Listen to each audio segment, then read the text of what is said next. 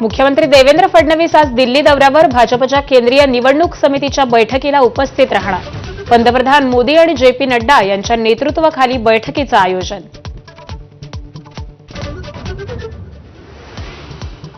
मुख्यमंत्र्यांनी कोकण विभागाच्या घेतलेल्या बैठकीत कार्यकर्त्यांकडून स्वबळाचा नारा, महायुती म्हणून नको तर भाजप म्हणूनच निवडणुकीच्या मैदानात उतरू अशी मुख्यमंत्र्यांकडे मागणी। युतीत निवडणुका लढल्यास विरोधकांना स्पेस ठेवता येणार नाही, मुख्यमंत्री फडणवीसांचं वक्तव्य। तर एखाद्या ठिकाणी युती न झाल्यास कठोर टीका करू नका, कार्यकर्त्यांना दिला कानमंत्र। महापालिका निवडणुकांच्या पार्श्वभूमीवर एकनाथ शिंदेंनीही घेतला प्रभागनिहाय आढावा। हेवे दावे न ठेवता सहकार म्हणून काम करण्याच्या पदाधिकाऱ्यांना सूचना।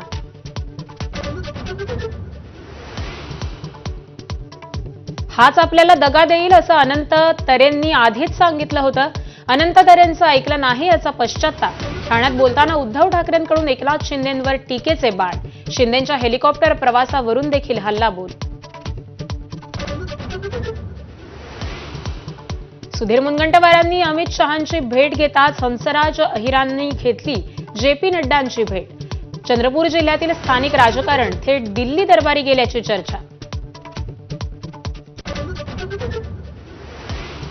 निलेश गायवळ पासपोर्ट प्रकरणावरून राजकारण तापलं, दबाव टाकून चुकीचा अहवाल सादर केला, त्याची पण चौकशी केली जाईल, मुख्यमंत्र्यांचा थेट इशारा। वाढदिवसाचा केक कापला आणि त्याच चाकूनं प्रियसीची हत्या। चारित्र्याच्या संशयावरून कृत्य। पुण्यातल्या वाकडमधल्या लॉजवरची धक्कादायक घटना, प्रियकराला बेड्या। मनाचे श्लोक चित्रपट नवीन नावानं 16 ऑक्टोबरला पुन्हा प्रदर्शित होणार। पुणे, संभाजीनगर, पश्चिम महाराष्ट्रात झालेल्या गोंधळानंतर चित्रपटाचं प्रदर्शन संपूर्ण महाराष्ट्रात थांबवण्याचा निर्णय।